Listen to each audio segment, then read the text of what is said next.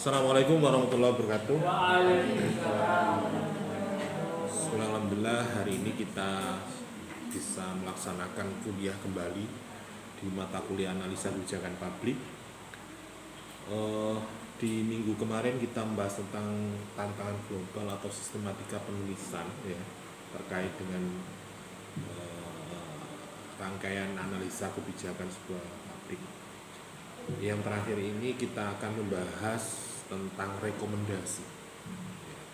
Jadi setelah kita memahami bagaimana alurnya kita memberikan sebuah analisis sebuah kebijakan, maka kita harus bisa memberikan rekomendasi. Artinya rekomendasi itu adalah hasil analisis, hasil temuan-temuan data di lapangan yang nantinya itu menjadikan referensi bagi stakeholder, para pengambil kebijakan. Tentunya berbicara tentang rekomendasi ini adalah suatu harapan bagi kita semua, karena kebijakan itu tidak selamanya sukses, tidak selamanya berjalan dengan lancar. Artinya karena yang kita hadapi adalah publik, kita hadapi adalah masyarakat, di mana ruang dan waktu, tempatnya dan sebagainya, tantangannya pasti bermacam-macam. Sehingga pada tataran implementasi pasti akan mengalami sebuah kendala maupun hambatan atau tantangan juga barangkali bisa ditemui di lapangan.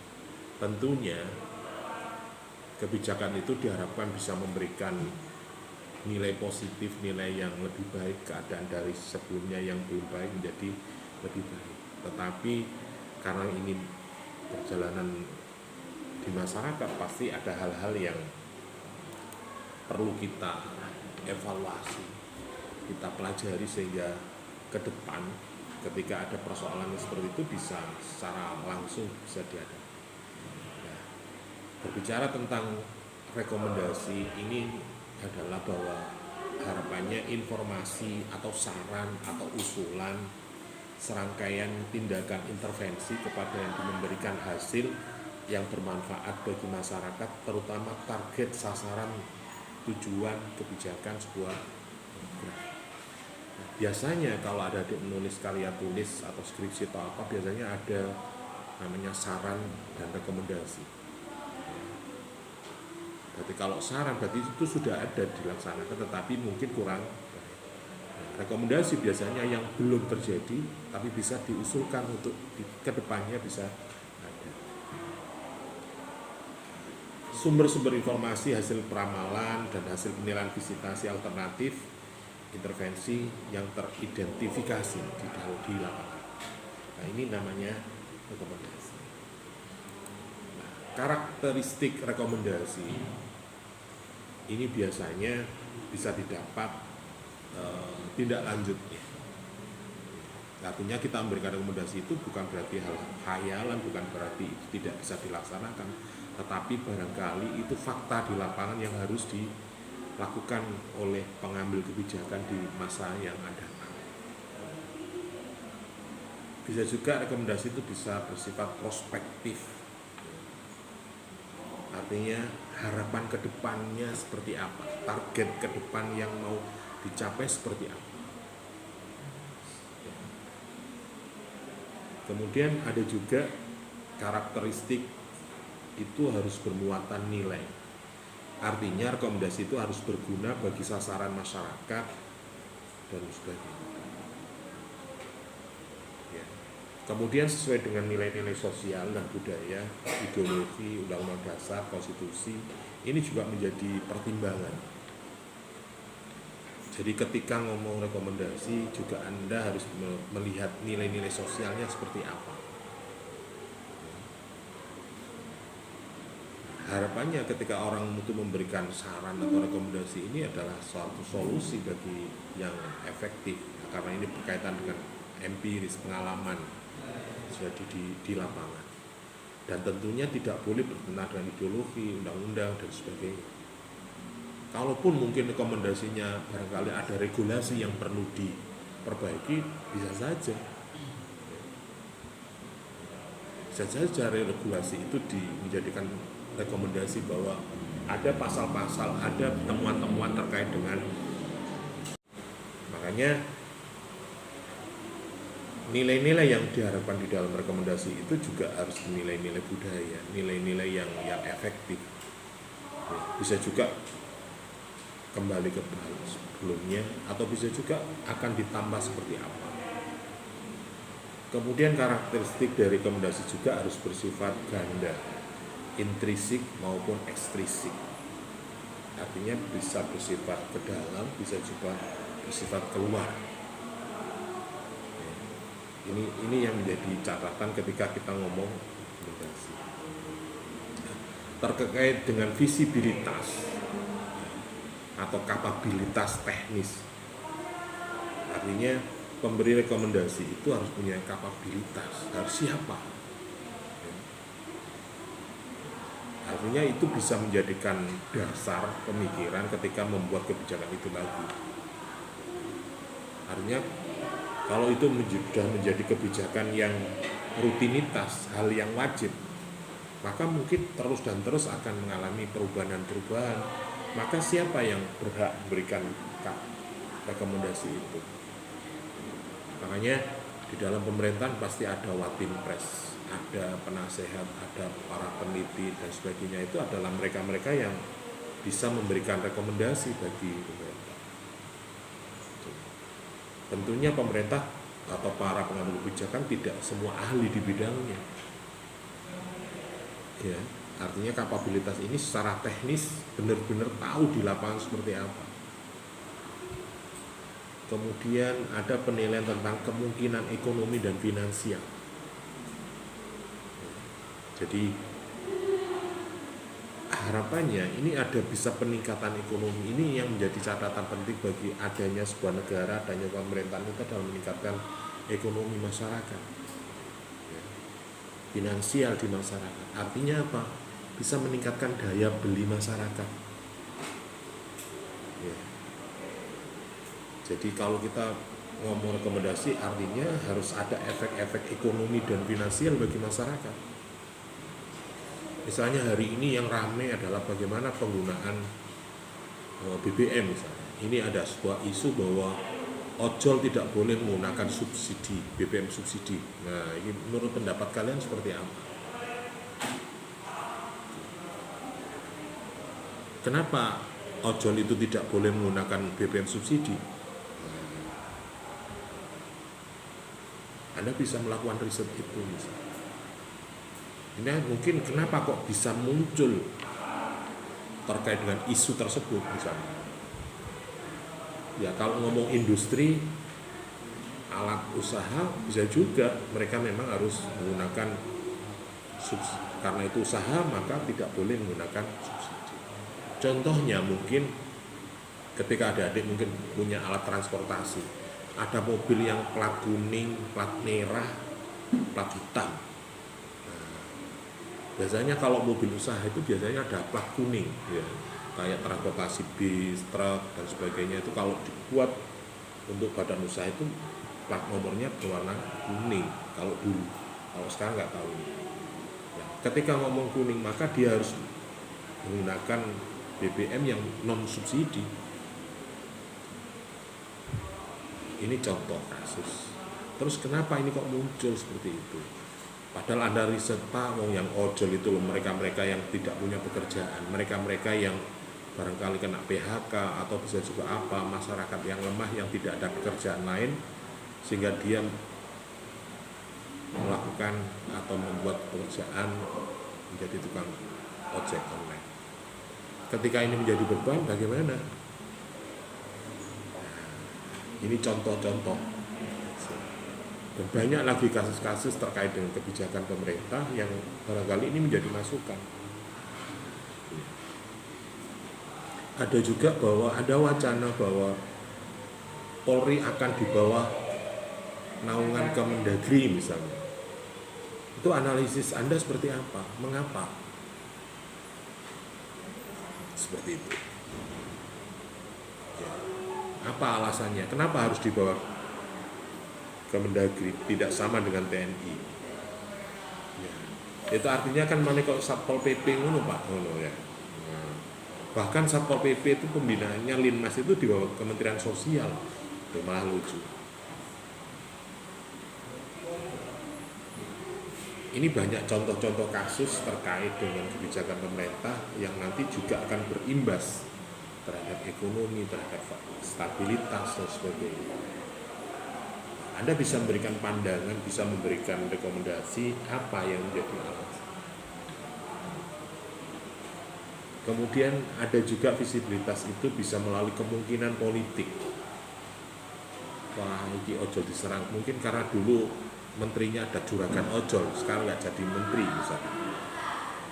Itu berarti ada kekuatan elit. Ada juga operabilitas administrasi. Ini biasanya membuat kriteria atau yang terukur, kriteria yang deskriptif intervensi. Artinya ketika kita melakukan sebuah visibilitas atau operasi tersebut harus terukur. Artinya harus ada data-data yang membuktikan, yang menguatkan terhadap apa yang hendak kita rekomendasikan. Itu banyak. Kemudian terkait dengan kapabilitas teknis. Sebelum kita melakukan sebuah rekomendasi, kita harus berpikir tentang efektivitasnya seperti apa. Kemampuan alternatif intervensinya untuk memberikan hasil dampak sesuai dengan harapan. Artinya ketika kita memberikan masukan, tentunya kita juga harus berpikir efektif, efisien, dan sebagainya. Artinya bisa juga mempercepat, mempermudah, meningkatkan target yang hendak kita, sehingga tingkat pencapaian tujuan itu bisa sangat mudah untuk diukur dan dilihat oleh korban masyarakat. Misalnya terkait pendidikan, selama ini guru-guru dianggap, bahkan dosen juga dianggap hanya sibuk dengan administrasi pendidikan, hal-hal yang teknis ya, sebelum melaksanakan sebuah proses pembelajaran. Sehingga para tenaga pendidik itu disibukkan dengan hal-hal seperti itu, sehingga dia lupa terhadap tugas utamanya memberikan transformasi ilmu kepada mahasiswa atau muridnya, tetapi dia disibukkan dengan hal-hal yang sifatnya teknis. Berbicara tentang tenaga pendidik, guru dan dosen, biasanya ya kalau bicara ilmu pengetahuan memang harus terstruktur. Artinya apa yang disampaikan itu sudah terencana, mulai dari pemberangkatan belajarannya, mulai dari silabusnya, mulai dari apa yang materi yang disampaikan, bahkan itu harus tersampaikan tertulis. Tetapi karena banyak hal sehingga lupa akan tugas utamanya. Dan itu berpengaruh pada pendapatannya. Sehingga guru-guru itu mengapa dikerjakan ya itu terkait dengan pendapatannya, ekonominya. Kalau itu tidak dikerjakan akan berpengaruh kepada tunjangannya, sertifikasinya, kenaikan jabatannya dan sebagainya. Berbicara kapabilitas teknis juga, ini harus berpikir tentang kecukupan. Jadi pencapaian hasil, tingkat efektivitas itu dapat memuaskan semua pihak yang terkait. Artinya bahwa kita harus bijak ketika memberikan sebuah rekomendasi itu. Antara penerima dan pelaksana kebijakan itu memang harus benar-benar bisa menerima, bisa efektif. Jangan sampai bahwa rekomendasi itu adalah titipan, pesanan, Ada kan sebuah riset itu ada pesanan, sehingga hasilnya nggak efektif, hanya menguntungkan mereka yang membayar dari hasil riset kita. Akhirnya apa ya? Nggak objektif. Misalnya Anda ada riset, bagaimana tingkat penjualan misalnya produk A, si B misalnya di daerah ini misalnya. Anda melakukan survei di lapangan, wawancara dengan masyarakat, baik penjual maupun pembeli, konsumen dan sebagainya, sehingga Anda bisa memberikan masukan kepada perusahaan yang mendaki Anda untuk melakukan sebuah riset penjualan misalnya. Akhirnya Anda ya secara otomatis nggak bisa objektif, karena apa? Ya, aku dikongkon ya kesana nih. Akhirnya hasilnya efektif. Maka itu tidak benar kalau seperti itu. Ya bisa saja kita memberikan rekomendasi bagi perusahaan atau institusi yang menghendaki kita untuk melaksanakan sebuah riset, dan hasilnya kita buat yang baik-baik atau yang seperti apa. Tapi ya ini gak objektif, rek. Kasihan perusahaannya. Kemudian ada kesesuaian dengan kebutuhan, sasaran dan lingkungan yang lebih luas. Artinya harapannya ketika ini kita laksanakan itu harus memberikan kesesuaian kebutuhan, sasaran dan lingkungan yang lebih besar lagi. Ini tujuan utama. Jadi ketika ngomong rekomendasi, maka cakupannya harus lebih meningkat, manfaatnya harus lebih besar. Kalau risiko kendala yang lebih efek jelek ya harus diperkecil. Mungkin ada pemangkasan administrasi, bisa juga timingnya, waktunya, seperti itu. Kemungkinan ekonomi dan finansial ini harus dipikirkan betul. Karena saya yakin, karena apalagi hari ini, era-era sekarang itu era-era ekonomi. Kalau ngomong ideologi ya bisa juga kapitalisme, right? Maka rekomendasi yang biasanya bisa diterima adalah biasanya bisa terkait dengan ekonomi, kesejahteraan dan sebagainya. Maka efisiensi, rasio hasil yang dapat itu bisa diukur dengan biayanya seperti apa.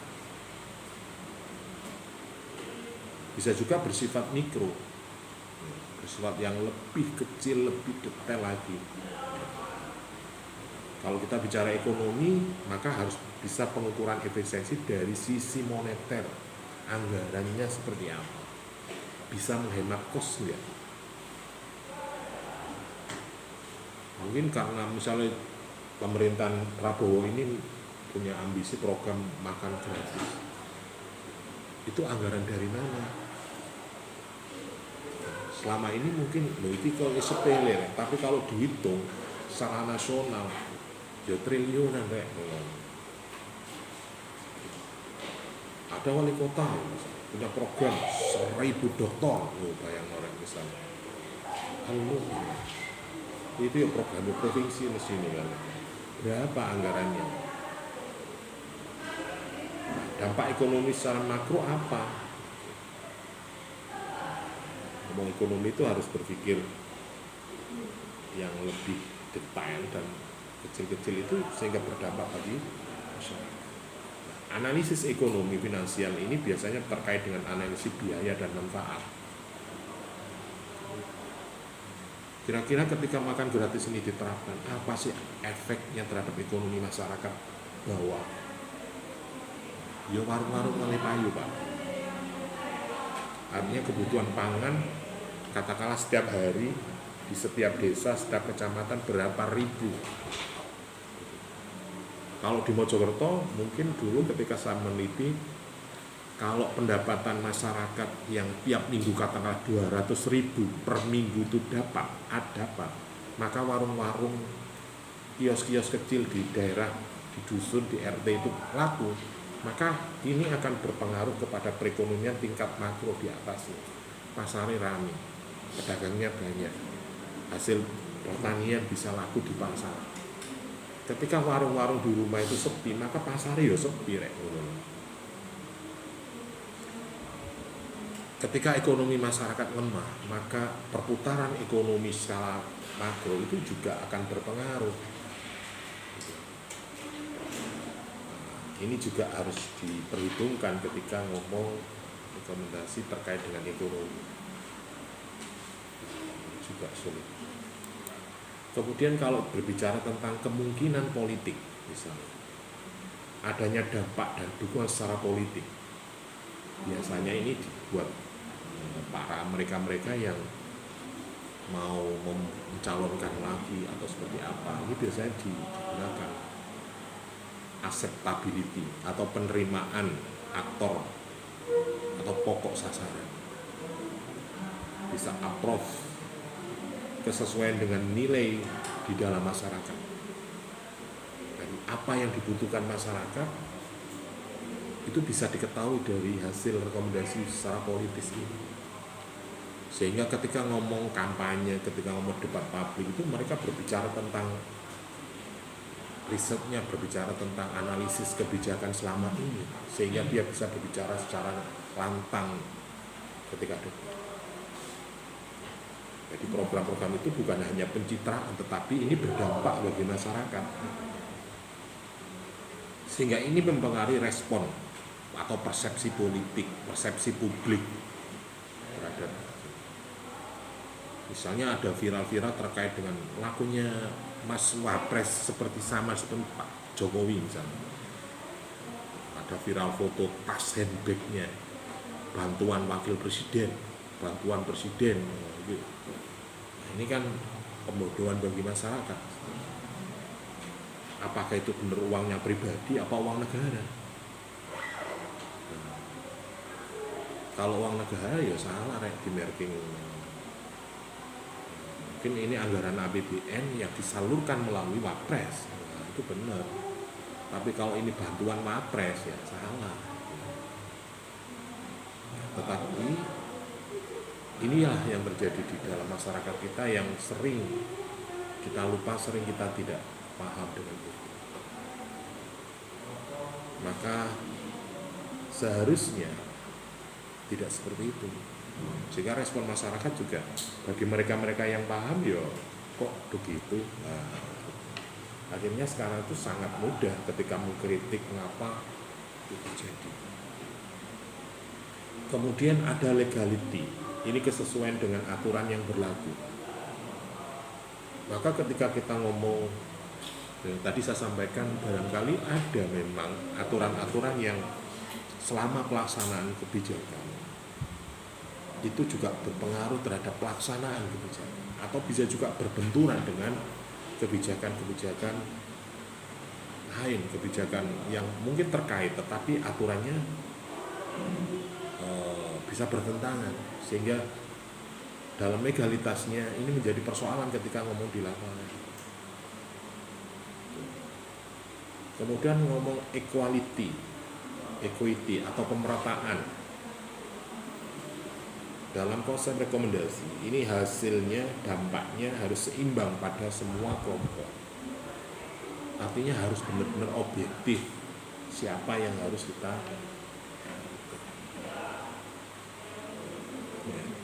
Kemudian berbicara tentang visibilitas administrasi, ketersediaan staf atau implementer atau pendukung yang cukup. Artinya bisa juga rekomendasi itu bagaimana dengan pelaksanaan di lapangan, siapa pelakunya, siapa pelaksananya untuk memvalidasi program kebijakan itu.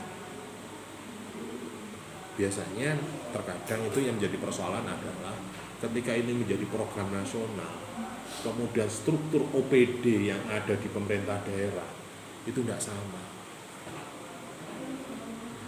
Ada urusan-urusan yang ini seharusnya dilaksanakan oleh dinas A misalnya, tetapi di daerah ini dinas A itu tidak melaksanakan itu, ini dinas A dan B ini digabung. Misalnya urusan tata pemerintahan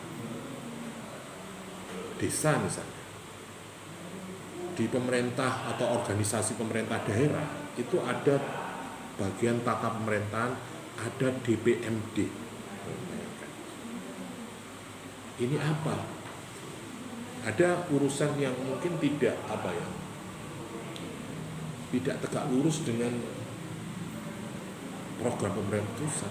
Kadang di bawah ini bukan kewenangan kami, ini kewenangan bagian ini, dinas ini misalnya. akhirnya saling lempar. Padahal tujuan kita tidak seperti itu. Ini banyak yang terjadi di pemerintahan kita untuk terkait kesediaan staf pelaksana. Ini bisa menjadi ya nek pas ono proyek ono anggarane itu menjadi rebutan rek. Nah, nek pas gak ono ya koyokan kagel. Kemudian ada dukungan dari institusi yang terkait, ini yang saya sampaikan.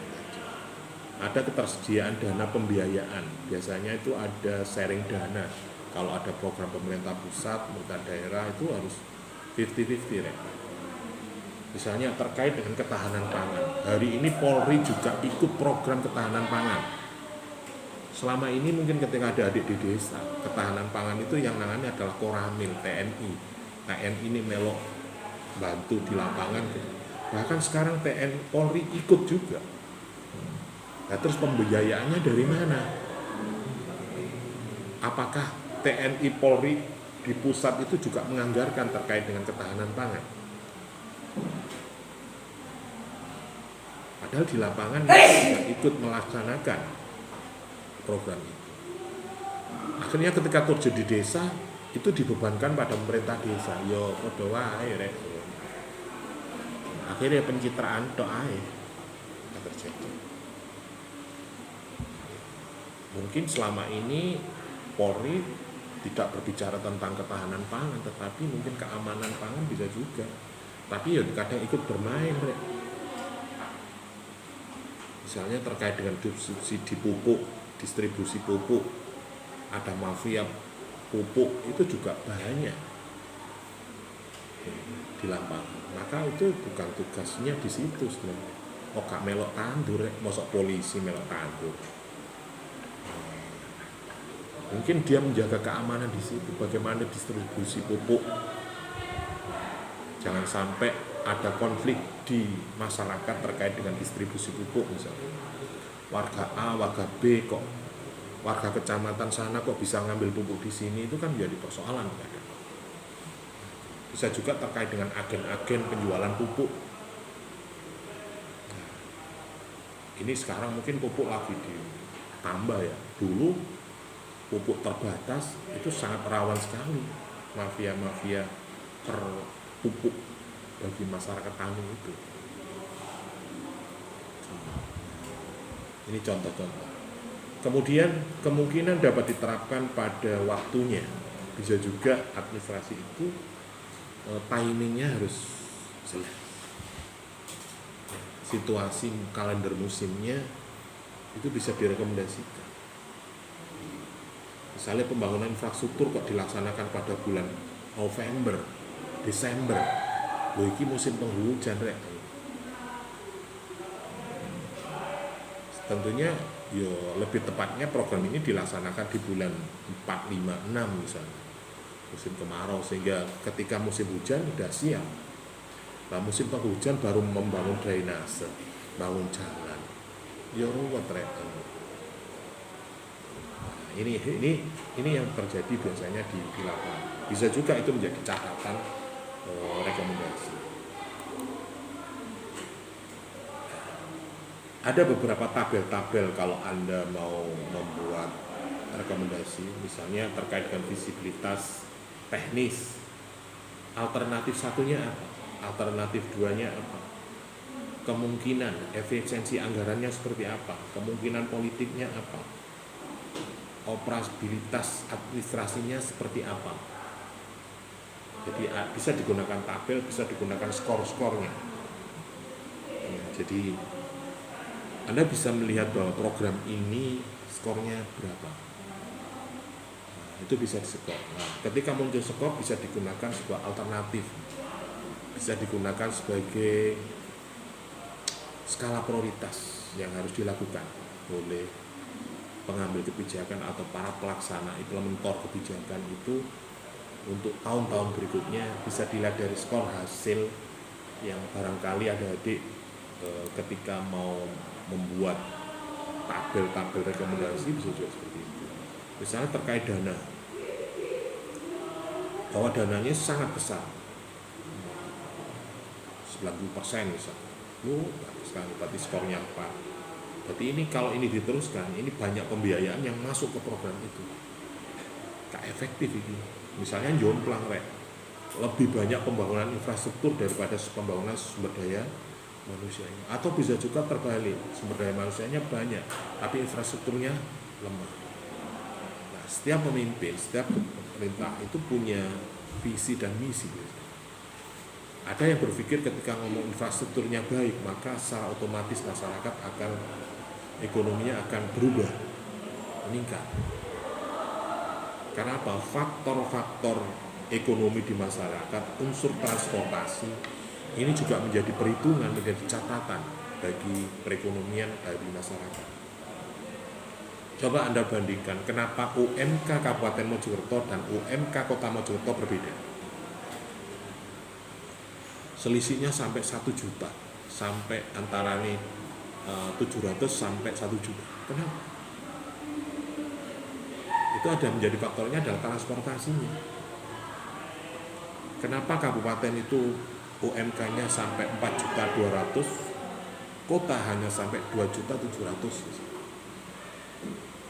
Karena biaya transportasinya berbeda. Ketika kita melakukan survei KHL itu beda.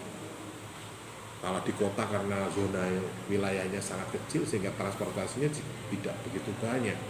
Tapi kalau kabupaten, misalnya dari terminal sampai ke perusahaan misalnya, itu butuh biaya, katakanlah naik bis kuning berapa, kemudian nanti berhenti di sana naik ojek ke pabriknya berapa, itu bisa dikalkulasi 1 bulan bisa juga sampai 700-600, belum lagi kosnya. Nah, begitu juga perusahaan. Ketika ngomong kos itu juga BBM ini juga berpengaruh. Sama halnya sampean. Dulu harga BBM katakanlah 7.000, sekarang 10.000. Kira-kira nih ibu sampai nyangoni 20.000 berangkat kuliah enggak? Bu iki kok gak tuku bensin tok 10.000 lah, kok piye lah ngopi ini lah. Tapi andai kata tidak seperti itu ya lebih gak cukup lagi gitu loh. Ini yang menjadi perhitungan kita ketika ngomong anggaran dan dana. Sistematika penulisan paper atau kebijakan analisis ini biasanya seperti hal umum. Artinya ketika adik-adik menulis sebuah karya tulis, nantinya itu ada latar belakang masalah, ada tujuan program itu apa, kemudian ada alternatif atau intervensi. Ini memberikan deskripsi alternatif intervensinya apa, penekanannya di mana. Ada kelemahan-kelemahan tiap-tiap alternatif. Artinya Anda bisa memberikan di bab 2 itu kelebihan dan kelemahan program. Sehingga ketika nanti kita memberikan sebuah rekomendasi itu bisa secara objektif. Program ini mungkin bagus, tetapi kelemahannya di sini. Saya yakin setiap kebijakan pasti ada potensi, nilai kelebihan dan kekurangan. Itu pasti. Kemudian di bab 3, biasanya dalam sistematika penulisan rekomendasi kebijakan itu ada kriteria atau tiap-tiap aspek penilaian, tabel-tabel yang Anda buat tadi. Ada penilaian visibilitas, ada rekomendasi dan sebagainya. Kemudian di bab 4 ini rencana implementasi. Jadi Anda punya gambaran ini siapa nanti kalau ini benar-benar rekomendasi ini dijalankan. Kenapa makan gratis itu tidak sampai ke mahasiswa? Ya, mahasiswa kuliah jam 9 Pak, jam 10 pulang. Ya kalau sekolah dari jam 7 sampai jam 7. Maka kalau full day sampai jam 3 hari Sabtu libur. Kalau mahasiswa enggak Pak, belum.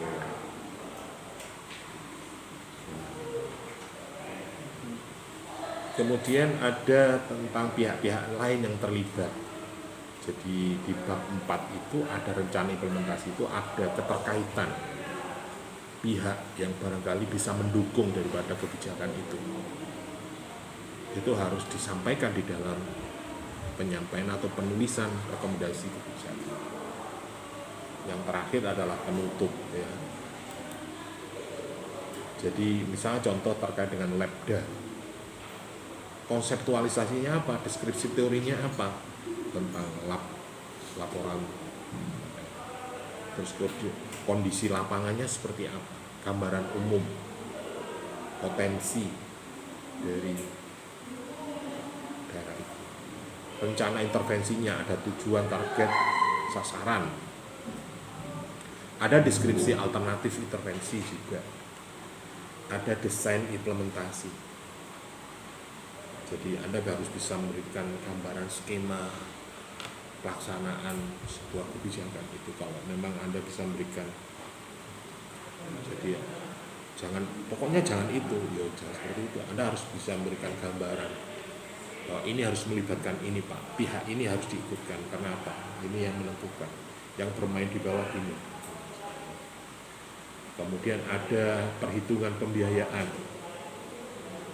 Ini juga harus memberikan catatan sehingga ketika kebijakan itu dibuat, kebijakan itu baik tapi biayanya besar, bisa juga nggak bisa dilaksanakan.